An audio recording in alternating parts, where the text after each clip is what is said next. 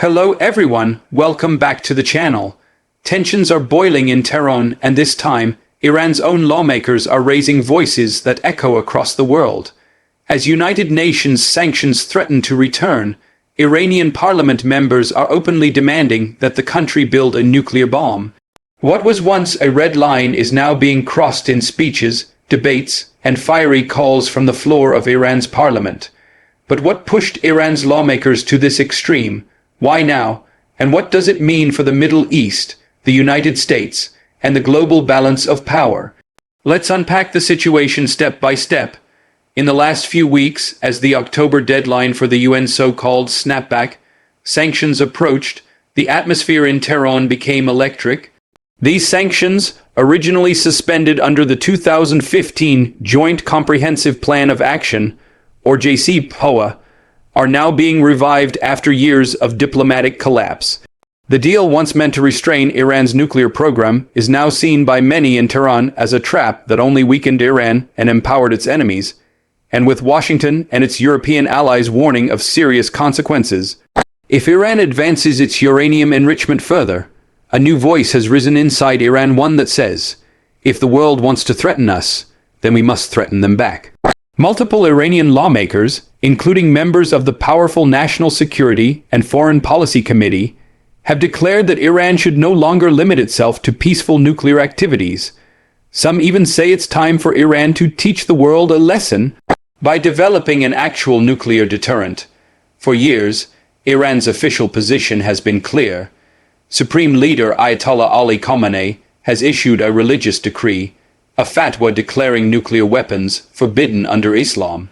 That policy has been central to Iran's argument that its nuclear program is peaceful. But as sanctions suffocate Iran's economy and Western powers intensify isolation, the tone inside the Iranian parliament has shifted dramatically. The spark for this debate came earlier this month, when several lawmakers criticized what they called Western hypocrisy. They pointed out that Israel, a non-signatory to the Non-Proliferation Treaty, already possesses an undeclared nuclear arsenal, yet faces no UN action. Meanwhile, Iran, which remains a signatory, is being punished for enriching uranium for energy and medical use. That contrast, they say, proves that international law is being used as a weapon against Iran, not as a framework for fairness. In fiery speeches broadcast live on state television, lawmakers called the UN sanctions an act of economic warfare and a declaration of hostility. One parliamentarian from COM declared, "The time for patience is over. If they reimpose sanctions, we must show our power. We must have the bomb." This rhetoric has alarmed not just Western capitals, but also many inside Iran's own establishment. Senior officials close to the government have tried to calm the storm, insisting that Iran still abides by its commitments, and that calls for a bomb represent frustration, not official policy. But the anger is real, and it's growing. Let's pause for a moment and consider what's driving this mood. Over the past year, Iran has faced a mix of economic crises, diplomatic isolation, and regional threats. Oil exports, though slowly recovering, remain constrained. Inflation is biting hard, and public frustration is rising. Meanwhile, Israel has intensified its covert campaign targeting Iranian scientists, military advisors, and even facilities suspected of nuclear development. Add to this the renewed pressure from Washington, where lawmakers in Congress are calling for a complete end to all talks with Iran and the reimposition of every sanction lifted under the JCPOA.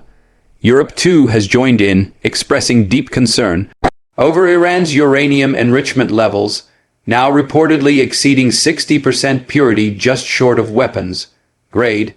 To Iran's hardliners, this looks like a coordinated effort to weaken their nation permanently. And so they argue that only nuclear weapons can guarantee security, the same logic used by North Korea decades ago. Supporters of this view say that as long as Iran remains non-nuclear, it will always be vulnerable to Western threats, sanctions, and strikes. They point to the fates of countries like Libya and Iraq, where regimes that gave up their nuclear ambitions were later toppled. To them, the lesson is clear: power respects power, but not everyone agrees. Inside Iran, moderate voices still warn that pursuing a nuclear weapon would isolate the country completely, destroy any chance of economic recovery, and invite catastrophic conflict. They remind parliament that Iran's people are already suffering, and a new wave of sanctions or worse, a military confrontation could push the nation into deeper crisis. Outside Iran, the response has been swift. The United States has warned that any move by Tehran toward a nuclear weapon would cross a red line. European nations have threatened massive consequences, including the use of the UN mechanism to permanently reinstate international sanctions. Israel, meanwhile, has reacted with typical bluntness. Prime Minister Benjamin Netanyahu, who has declared that Israel will not allow Iran to obtain nuclear weapons ever. Israeli defense forces have reportedly stepped up contingency planning for potential strikes against Iranian nuclear sites. Russia and China, however, have been more cautious. Both have publicly criticized Western sanctions, arguing that diplomacy, not pressure, is the way forward.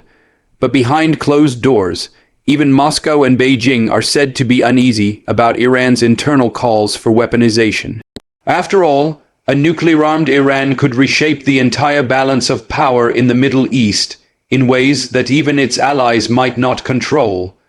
For ordinary Iranians, the nuclear debate has become both a source of pride and fear. Pride because many see nuclear capability as a symbol of sovereignty and resistance.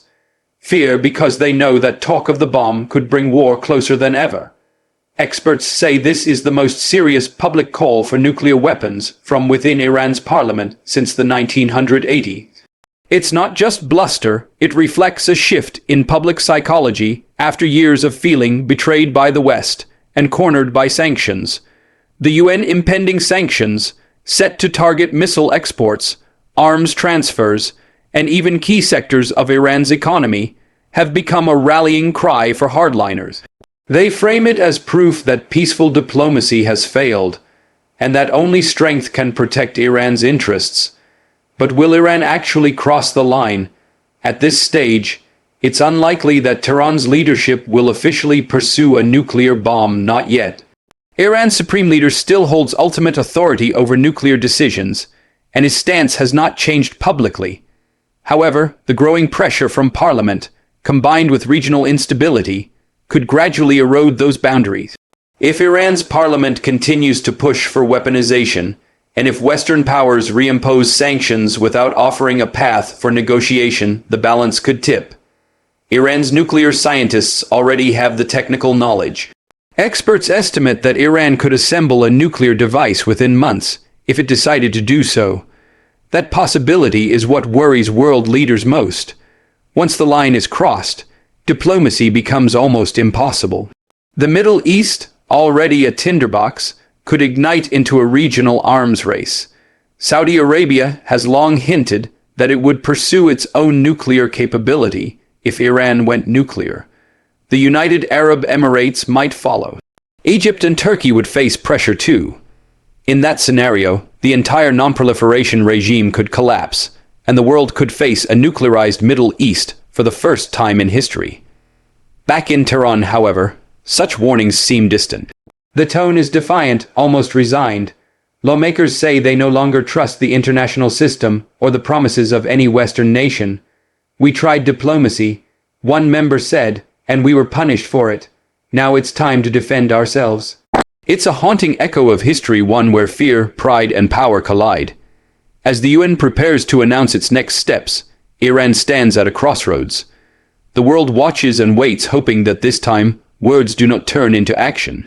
Because if they do, the consequences will reach far beyond Iran's borders. A single political decision in Tehran could redraw the world's security map and set off a chain reaction no one can stop. For now, the debate continues. Some see the bomb as a shield, others see it as a trap.